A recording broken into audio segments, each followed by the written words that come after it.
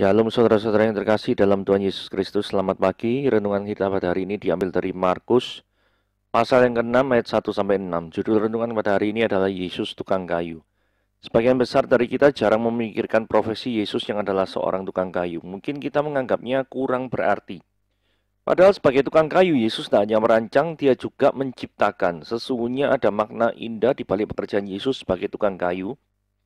Dia hendak menunjukkan keilahiannya sekaligus kemanusiaannya. Sebagai Allah, dia telah menciptakan alam semesta ini. Dan sebagai manusia, dia merancang berbagai perabotan yang berguna untuk orang lain. Yesus tahu apa artinya bekerja keras dan membutuhkan ketekunan. Ya, Yesus memang seorang anak tukang kayu, tapi renungkanlah bagaimana dia bekerja keras di tengah serutan kayu demi merancang sebuah kue yang begitu halus sehingga memungkinkan lembu membajak tanah tanpa lehernya terluka. Dan hari ini tukang kayu dari Nazaret itu mau menerima hidup yang diserahkan kepadanya dan membentuknya menjadi perkakas maha indah yang berguna bagi kerajaannya. Seperti orang-orang di Nazaret, akankah kita merasa masih kecewa saat mengetahui Yesus adalah anak tukang kayu? Jika saja kita menyadari betapa kerasnya Yesus bekerja mengasah kayu demi menciptakan barang-barang berguna, kita pasti bersedia menghargai betapa kerasnya usaha dan jerih payah kita. Setiap usaha kita mempunyai tujuan dan arti, meski terkadang kita belum mengerti guna dari semuanya ini. Tak kala Yesus mengasah hidup kita, dia sedang bekerja melalui diri kita untuk menolong dan meringankan beban orang lain. Yesus si tukang kayu itu mengasah hidup kita, supaya melaluinya setiap orang dapat melihat keindahannya dan memuliakannya. Oke, hari ini kita melihat ya, mengapa Yesus ditolak di kota Nazaret, daerah tempat tinggalnya sendiri. Nah, mari kita baca Markus pasal yang ke-6 ayat 1 sampai 6. Kemudian Yesus berangkat dari situ dan tiba di tempat asalnya, sedang murid-muridnya mengikuti dia.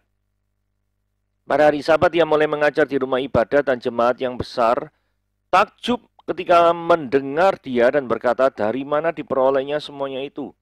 Hikmat apa pulakah yang diberikan kepadanya? Dan mujizat-mujizat yang demikian bagaimanakah dapat diadakan oleh tangannya? Bukankah dia ini tukang kayu, anak Maria, saudara Yakobus, Yoses, Yudas, dan Simon? Dan bukankah saudara-saudaranya yang perempuan ada bersama kita?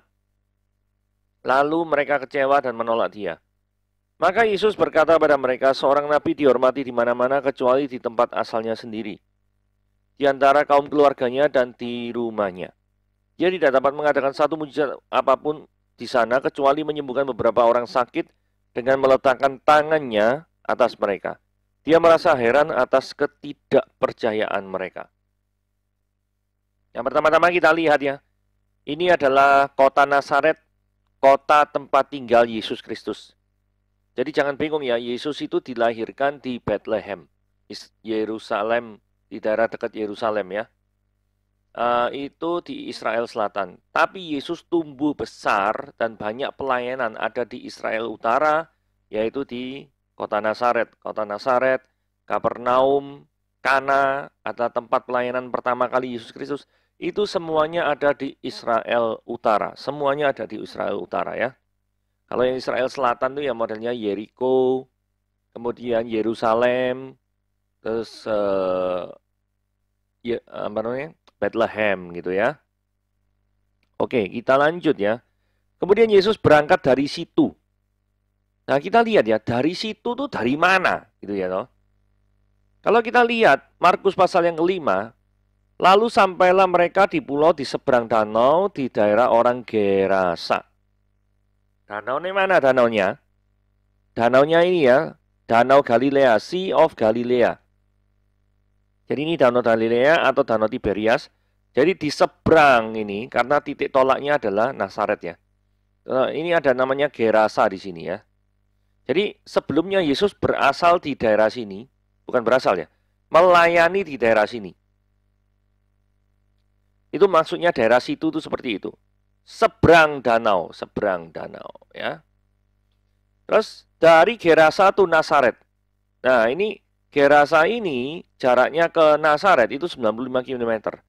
Jadi Gerasa ini sekarang berada dalam wilayah Yordania.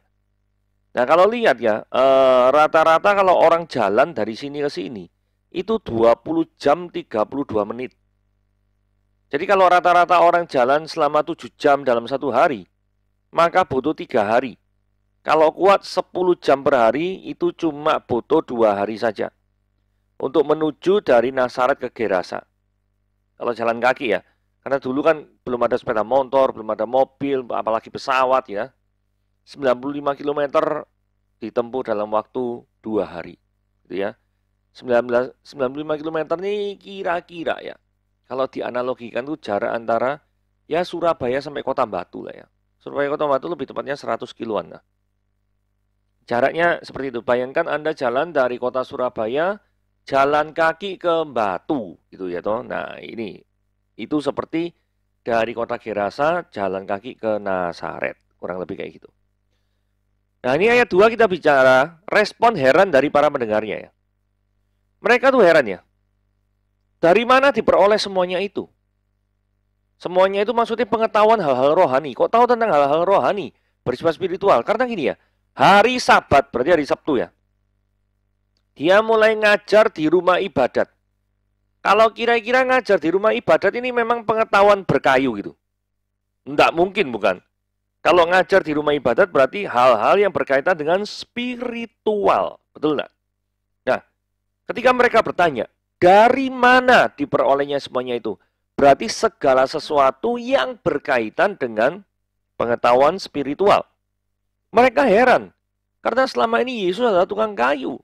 Tukang kayu yang tidak pernah sekolah teologi apapun. Tidak pernah belajar dengan ahli Taurat. Tetapi apa yang dia ajarkan, apa yang dia ketahui. Karena kalau pengajaran tidak ada pengetahuan ya repot ya, pasti kosong isinya. Dan kalau pengajaran tanpa pengetahuan, pasti orang-orang itu tidak akan takjub. Di sini kan ditulis ya, jemaat yang besar itu takjub mendengar dia. Jadi apa yang dia ketahui, apa yang dia uraikan, apa yang Yesus katakan di rumah ibadat saat itu memang benar-benar membukakan pikiran orang. Oke, hal yang berikutnya yang kedua, hikmat apa pulakah yang diberikan kepadanya? Maksudnya gini ya, di dalam pengajaran di rumah ibadat itu pasti kan ada pesan-pesan moral. Pasti, tidak mungkin nggak ada. Ya. Nah, mereka berpikir hikmat ini kan berkaitan dengan, kalau orang berhikmat, tandanya adalah orang itu bisa memberikan solusi di tengah situasi yang sulit. Nah, ini orang ini berhikmat, gitu ya, toh. Bisa mengambil keputusan yang tepat di tengah dilematis sebuah keputusan, misalnya dilematis sebuah situasi maksud saya. Misalkan seperti itu. Nah, bagaimana mungkin seorang anak tukang kayu bisa berbicara tentang hal-hal yang bersifat moral? Nah, kemudian yang dipertanyakan berikutnya adalah, ternyata ketika selesai pengajaran, atau mungkin sebelum pengajaran, di sini nggak dijelaskan, ada mujizat-mujizat yang dilakukan. Nah, mujizat yang dilakukan, orang-orang bertanya-tanya, lu ini tukang kayu kok bisa ngelakuin mujizat nih, piye carane? Kok luar biasa nih? Kok seperti nabi-nabi dalam perjanjian lama? Ingat ya, pada waktu zamannya Yesus, sudah 400 tahun, 4 abad, di Israel itu tidak pernah ada kedatangan seorang nabi apapun. Nah, ini yang disebut dengan masa-masa intertestamental. Masa di antara dua perjanjian, yaitu perjanjian lama dan perjanjian baru. Dan kalau Anda belajar sejarah, di antara kedua masa itu ada apa saja? Jawabannya ada kerajaan Alexander Agung. Ya, ada kerajaan Alexander Agung, timbulnya orang Farisi, timbulnya orang Saduki, kemudian kaum-kaum Esenik yang terkenal dengan naskah-naskah laut mati, semuanya ada di sana. Pemberontakan daripada orang-orang Yahudi melawan orang-orang Romawi.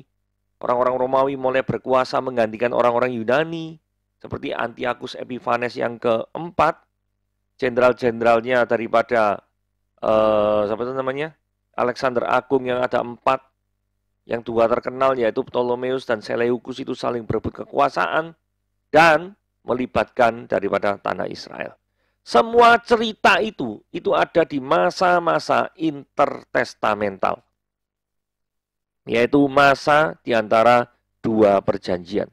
Nah, Kenapa kok kita bahas itu? Karena mereka kaget ya ketika ada Yesus yang melakukan perbuatan itu luar biasa. Karena mereka 400 tahun bayangkan tidak pernah melihat hal-hal seperti itu. Dan hari itu mereka melihat sesuatu yang ajaib terjadi. Nah, yang jadi masalah gini ya.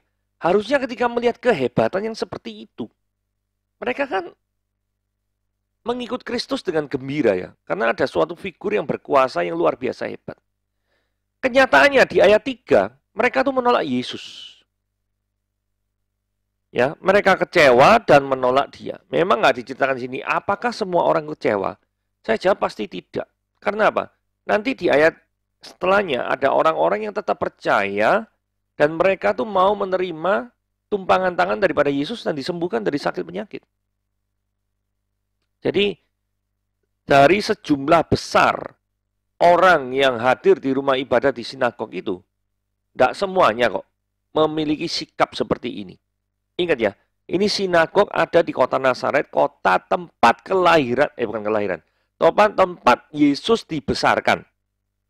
Seperti itu ya.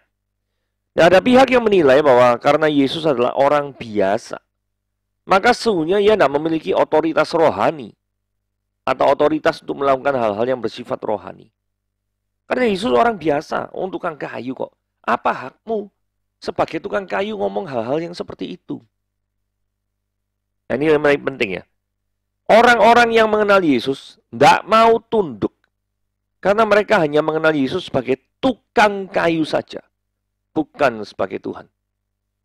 Karena mereka tidak memiliki pengertian. Atau mereka tidak pernah terlintas dalam pikiran mereka. Bahwa orang yang selama ini mereka kenal. Itu adalah pribadi Allah sendiri. Ya, tidak pernah. Tidak pernah seperti itu. Nah, ini yang menjadi penghalang mereka.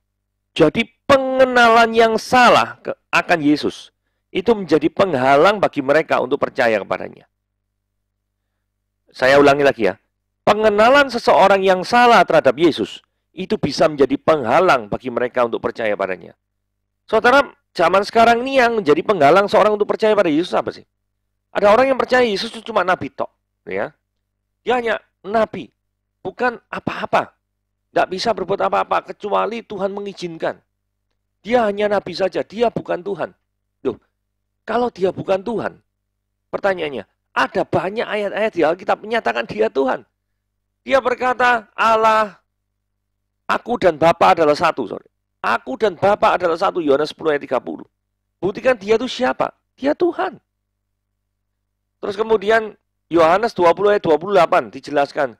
Ketika Thomas mencucukkan jarinya ke dagingnya Yesus Kristus dalam tubuh kemuliaan itu. Thomas reaksinya begitu. Ya Tuhanku, ya Allahku. Memanggil Yesus Tuhan. Ya Tuhanku, ya Allahku. Ya. Kemudian Yohanes 5 ayat 18 dikatakan bahwa Yesus itu memanggil Allah sebagai Bapanya. Dengan demikian, Yesus itu mensetarakan dirinya dengan Bapa. Saudara, ada banyak di dalam Alkitab. Dan Yesus mengampuni dosa. Dicatat tuh mengampuni dosa. Kasus daripada orang yang lumpuh. Yang ceritanya ada 4 orang yang menurunkan 1 orang lumpuh kemudian disembuhkan oleh Yesus Kristus. Langsung dosamu diampuni. Luar biasa bukan? Siapa di dunia ini yang berkuasa mengampuni dosa? Manusia itu berdosa. Bukan karena dia itu bersalah terhadap sesama. Bukan. Dia itu berdosa melanggar perintahnya siapa? Perintahnya Tuhan. Berarti yang boleh mengampuni dosa itu adalah Tuhan sendiri. Bukan orang lain yang nggak ada urusan. Nah, fakta bahwa Yesus itu bisa mengampuni dosa. Itu menunjukkan bahwa Yesus adalah Tuhan. Dan bukan itu saja. Dalam kasus itu, angkatlah tilammu dan berjalanlah. Ya, dia ngangkat tilam dan berjalan. Nah, menunjukkan Allah itu berkuasa atas segala sakit penyakit. Kalau cuma ngomong tok aku mengampuni dosa sih semua orang bisa. Tetapi untuk meneguhkan kebenaran daripada omongan tersebut, Allah itu juga memiliki kuasa untuk menyembuhkan. Angkatlah tilammu, berjalanlah. Luar biasa bukan? Oh, ini luar biasa. Yang kembali lagi, hal-hal apakah di zaman sekarang ini yang menjadi penghalang seorang untuk percaya pada Yesus? Saya pernah lihat video dokumenter ya. Ada orang yang terhalang untuk percaya pada Yesus karena menganggap Yesus itu adalah tokoh mitos. Dianggap, oh catatan sejarahnya mana, apa gini-gitu. Loh, kitab-kitab suci itu bisa diperlakukan sebagai kitab sejarah loh. Loh kok bisa kayak gitu? Loh, di dalam kitab suci itu tercatat tokoh-tokoh sejarah. Misalnya ada Kaisar Tiberius, Kaisar Herodes. Dalam naskah-naskah sekuler, ya toh, itu mencatat, contoh paling gampang gini ya. The Antiquities of Jews, buku karangan daripada Josephus, seorang sarjana Yahudi, mencatat namanya Yesus. Ya toh. Kemudian ada yang namanya Tacitus, itu orang Romawi yang benci sekali sama Yesus dan pengikutnya. Itu juga mencatat.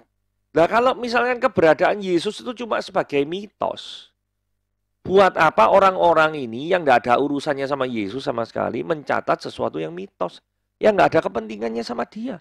Bahkan yang mencatat ini musuh-musuh Kristus gitu loh. Ini menunjukkan apa saudara-saudara? Bahwa ketika seorang tuh mengenal Yesus, oh Yesus tokoh mitos, ini berarti konsep itulah yang menghalangi dia untuk menyerahkan hidupnya kepada Kristus. Jadi konsep-konsep seperti ini yang perlu diperbaiki. Gitu ya. Lanjut. N4. Kata Yesus pada mereka, seorang nabi dihormati di mana-mana kecuali di tempat asalnya sendiri. Ayat ini secara implisit, Yesus itu menyatakan diri sebagai nabi. Kalau Yesus itu bukan nabi, maka tidak perlu dia ngomong seorang nabi dihormati di mana-mana, kecuali di tempat asalnya sendiri. Nggak perlu ngomong kayak gitu. Jadi, for your information ya, 3 jabatan yang dipegang Yesus itu apa sih?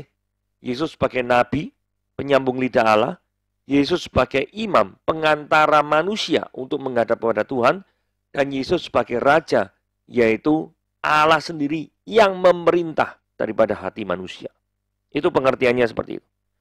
Jadi memberitakan Injil, ini kembali lagi konteksnya, terhadap orang dekat kita itu memang suatu tantangan tersendiri. Karena orang dekat itu tahu segala kelemahan kita. Sehingga kalau kita enak-enak memberitakan Injil, mungkin ada yang nyeletuk, alah kamu sendiri tak bisa ngelakuin kayak gitu kok. Nah, ya toh. Terus mereka tuh mungkin menolak Injil dengan dalih bahwa kelemahan dan dosa kita di masa lalu sudah banyak. Nggak perlu bicara tentang hal rohani. Lu uruslah kepentinganmu sendiri. Ya, itu alasan pertama ya. Tentang bagaimana menginjili orang yang paling dekat itu agak susah seperti itu. Cuma begini ya. Kalau seseorang itu barusan diperbolehkan memberitakan Injil, kalau dia sudah tidak berdosa lagi, kemudian sempurna, maka tidak ada satupun orang di dunia ini yang boleh memberitakan Injil. Karena semua orang di dunia ini adalah orang berdosa. Nah, orang berdosa tidak layak untuk Injil, ya nanti repot. Tidak ada satu orang pun yang bisa memberitakan Injil. Saudara, kalau seorang tuh mau mengikut suatu agama tertentu atau Tuhan, ya apa enggak? Itu dinilai dari apa? Dari ajarannya. Bukan dari perilaku pengikutnya loh ya. Ini mesti hati-hati. Jadi contoh misalnya gini. Perilaku pengikut Kristen tertentu misalkan dia korupsi. Pertanyaannya, apakah dengan dia yang adalah seorang Kristen dan korupsi itu menyebabkan seluruh ajaran kekristenan runtuh? Jawabannya tidak. Karena kekristenan itu berdiri atau tidaknya tidak tergantung pada orang itu korupsi apa enggak. Orang korupsi atau enggak. Sekarang pertanyaan gini, apakah korupsi diperintahkan dalam agama Kristen? Jawabannya tidak. Nah, berarti kalau fakta orang itu melanggar daripada perintah, itu menunjukkan ketidakmampuan orang itu untuk melaksanakan atau hidup sesuai dengan firman Tuhan. Fakta itu menunjukkan itu. Bukan fakta itu menunjukkan bahwa kekristenan itu salah. Sehingga tidak perlu diikuti. Toh orang yang ikut Kristen pun juga masih korupsi. Bukan kayak gitu pengertiannya. Ini artinya salah kaprah. Menafsirkan suatu fakta. Ya. kebenaran suatu agama itu dinilai dari ajarannya, bukan daripada kesaksian hidupnya. Nah, kalau misalnya ini, kalau kesaksian hidupnya itu dia ngomong disuruh oleh ajaran agamanya gimana? Nah, itu lain cerita, ya. Jadi kita mesti semuanya itu bersumber kepada apakah perilaku yang annoying, yang mengganggu, itu bersumber dari ajarannya. Kalau tidak, ya berarti tidak bisa disalahkan agamanya.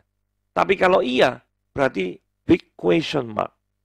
Kenapa kok ada ayat seperti itu? Dan orang-orang ketika melakukan seperti itu, ada ketidaknyamanan yang ditimbulkan pada orang-orang di sekitarnya. Why this happen? Oke? Nah, sekarang poin kedua, kenapa kok kadang tuh penginjilan terhadap orang yang dekat ini susah? Mungkin gini ya, ada hubungan yang kurang baik antara keluarga dekat dengan diri kita, sehingga konflik keluarga menjadikan seorang itu terhalang untuk memberitakan Injil. Mungkin saja ya, yang namanya keluarga kan dekat, gitu, tahu semuanya lah ya. Mungkin suatu saat sebelum dia jadi Kristen, pernah terjadi suatu crash, atau bertengkar, atau cekcokan tentang masalah apalah, gitu ya. Dan namanya keluarga kan pasti bergesekan kan, ya wajar-wajar saja. Lah, karena dulunya mungkin pernah bergesekan, maka sungkan untuk memberitakan Injil. Nah, ini mesti dibereskan terlebih dahulu ya. Poin ketiga, rasa sungkan pada keluarga untuk memberitakan Injil karena subjek yang kita mau beritakan Injil itu usianya lebih tua. Nah, ini juga kadang-kadang bisa menjadi penghalang ya. Kenapa kok kita agak sungkan atau terhambat dalam pemberitaan Injil? Tapi mari kita bawa doa. Ya. 3 hal ini ya. Orang yang selalu ungkit-ungkit masa lalu, dosa-dosa masa lalu. Yang kedua, hubungan yang tidak baik. Yang ketiga adalah rasa sungkan terhadap keluarga karena memberitakan Injil pada orang yang usianya lebih tua. Nah, mari kita berdoa supaya ketiga hal ini tidak menjadi penghalang lagi bagi kita untuk memberitakan Injil firman Tuhan kepada orang-orang lain, terutama di keluarga kita. Nah, motivasi ikut Yesus ya. Dia tidak dapat, maksudnya Yesus, satu mujizatku di sana, ini bukan dalam pengertian Yesus itu tidak mampu melakukan mujizat, bukan. Karena orang-orang di sana tuh tidak percaya kepada keilahian Yesus gitu loh. Jadi pekerjaan dan Tuhan mujizat itu jarang terjadi di sana karena ketidakpercayaan mereka sendiri gitu loh. Jadi jangan salahkan waktu kita ngomong, Tuhan kenapa kok engkau tidak melakukan pekerjaan-pekerjaan yang hebat dalam hidupku. Bukan salah Tuhan, pasti salahnya ada kita gitu loh. Karena apa? Karena kita mungkin tidak mempercayakan hidup kita kepada Dia. Seperti ini. Hidupnya mereka, orang-orang di Nazaret itu, tidak mempercayakan hidupnya kepada Yesus gitu loh. Sehingga kuasa-kuasa Tuhan itu jarang terjadi dalam kehidupan mereka. Nah, kalau kita lihat, itu nomor satu ya, kenapa kok mereka tidak pernah mengalami kejadian-kejadian yang ajaib. Hal yang kedua adalah ini ya, di tempat lain tuh banyak loh orang berbondong-bondong ikut Yesus. Tercatat di Yohanes pasal yang ke-6. Tapi jangan senang dulu. Ini orang-orang yang ini motivasi pengikut Kristus salah. Patut dipertanyakan. Kenapa? Karena mereka itu pengen ikut Yesus karena apa? Karena roti. Karena mereka itu kasih gratisan roti. Itu sebabnya mereka tuh mau ikut Yesus. Ya toh? Begitu Yesus ngomong, akulah roti hidup, bicara tentang firman Tuhan, mereka langsung meninggalkan Yesus. Jadi ada orang yang hanya sesaat saja, mungkin ikut-ikutan, atau kebetulan saat itu khotbahnya sedang ya menyentuh hati saya lah ya. Tapi suatu saat ketika dia ikut Yesus, ikut ke gereja, kok firman Tuhannya kok kayak gini, tidak enak, tidak sesuai, maka dia meninggalkan Tuhan. Bisa saja seperti itu. Hanya sesaat saja. Dengan tujuan apa? Tujuan untuk kepentingan dirinya sendiri. Orang di Yohanes pasal 6 itu kan kalau ditarik garis lurus. Kan karena dikasih roti mereka seneng. Waduh ya. Lah ikut Yesus ini mungkin tiap hari saya dikasih roti, gak usah kerja nih, enak nih. Dikasih makan terus. Apa mungkin mereka berpikiran seperti itu? Mungkin saja. Mereka menghendaki pemimpin yang seperti itu. Tetapi dua macam orang ini itu tidak memenuhi kualifikasi pengikut Kristus. Yang satu karena memang tidak percaya, yang kedua percaya sedikit-sedikit doang. Mari kita bandingkan dengan kisah ini ya. Belajar dari seorang Sakeus. Sakeus ini catat dalam Lukas pasal 19. Saya potong ayatnya, ayat 6-10 aja. Jadi Sakeus ini adalah orang berdosa dan pemungut cukai. Dia adalah orang-orang yang benar-benar mau bertobat. Dia tahu dirinya salah. Dan dia tahu dirinya berdosa. Tetapi kita lihat di ayat ke-8, kesungguhan Sakeus ketika mengikut Tuhan. Ayat 8 dikatakan ini, Tuhan, setengah dari milikku kuberikan pada orang miskin. Dan sekiranya ada sesuatu yang kuperas dari seorang, akan kukembalikan 4 kali lipat. Saudara, ini penting ya, kalimat ini ya. Ciri khas dari pengikut Tuhan yang sejati apa? Tidak memandang kemuliaan dunia sebagai sesuatu yang harus dipertahankan. Dalam hal ini, kekayaan dan kedudukan Sakeus menjadi pemungut cukai. Apakah Sakeus mempertahankan kedudukannya sebagai pemungut cukai dan kekayaannya setelah dia berjumpa pribadi dengan Yesus? Jawabannya tidak. Apa buktinya? Ayat 8 tadi sudah dibahas. Kalau kita lihat, bagaimana respon Yesus terhadap jawaban daripada Sakeus? Yesus ngomong gini, hari ini telah terjadi keselamatan pada rumah ini, karena orang ini pun, Sakeus itu, adalah anak Abraham. Padahal Sakeus bukan baik-baik amat di mata orang-orang Yahudi saat itu. Buktinya mana? Buktinya ayat 7 ngomong gini. Orang itu bersungut-sungut dan berkata, orang banyak maksudnya ya. Iya, maksudnya Yesus, numpang di orang berdosa. Biasanya Sakeus ini majeki orang, gak disenangi orang. Setelah gak disenangi orang. Tapi di tengah orang-orang gak senang itu, Yesus mau tuh singgah di rumah orang yang berdosa. Dan ternyata, Yesus memverifikasi orang yang memiliki sikap seperti ini. Yang tidak terikat pada kemuliaan duniawi. Orang ini telah terjadi keselamatan. Kalau saudara tahu ingin bingung, apa kemuliaan dunia itu apa sih? Segala sesuatu yang dianggap oleh dunia ini memiliki nilai yang tinggi. Bahkan melebihi daripada Tuhan itu. Entah kekayaan, populer, ketenaran, jabatan, fasilitas, atau apapun itu. Saudara perhatikan baik-baik ya. Apa ciri pengikut Tuhan yang sejati? Ciri pengikut Tuhan yang sejati adalah tidak memandang kemuliaan dunia sebagai sesuatu yang harus dipertahankan. Dalam hal ini, kekayaan dan kedudukan Sakeus sebagai pemungut cukai. Tuhan Yesus memberkati.